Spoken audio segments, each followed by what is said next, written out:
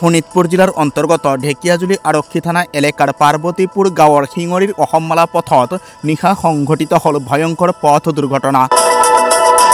উক্ত ভয়ংকৰ পথ দুৰ্ঘটনাত দিলীপ তাঁতী নামৰ ৫৬ বছৰীয়া এগৰাকী লোকৰ কৰুণ মৃত্যু হয়। উল্লেখ্য যে যোৱাকালি নিশা অনুমানিক ১১ মান বজাত ঢেকিয়াজুলি আৰক্ষী থানা এলেকাৰ পাৰ্বতীপুৰ গাঁৱৰ শিঙৰিৰ অসমমালা পথত AS01 AJ 2723 নম্বৰৰ মটৰচাইকেলখনে দিলীপ তাঁতী নামৰ পথচাৰীগৰাকীক প্ৰচণ্ড জোৰেৰে খুন্দা মাৰে।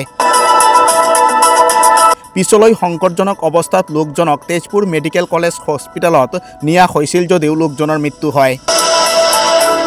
এই সন্দৰ্ভত আজি ঢেকিয়াজুলি আৰক্ষী থানাত মন্তব্য প্ৰকাশ কৰিলে ঢেকিয়াজুলি আৰক্ষী থানাৰ যান-বাহন আৰক্ষী বিষয়া চণ্ডীৰাম নাথে। হয়, যোৱা নিশা ১১ মান বজাত ঢেকিয়াজুলি শিঙৰি PW ৰোডত এখন মটৰচাইকেলে এজন পথচাৰীক খুন্দিয়া মাৰে আৰু তাৰ ফলত লোকজন গুৰুতৰভাৱে জখমপ্ৰাপ্ত হয়। দুইজনেই বাইক ৰাইডাৰ আৰু পথচাৰীজন গুৰুতৰভাৱে জখমপ্ৰাপ্ত হয়। ঢেকিয়াজুলি CHCলৈ ট্ৰিটমেণ্টৰ কাৰণে পঠাই দিওঁ আৰু ঢেকিয়াজুলি CHCয়ে উন্নত চিকিৎসাৰ বাবে টুমুকীলৈ প্ৰেৰণ কৰে।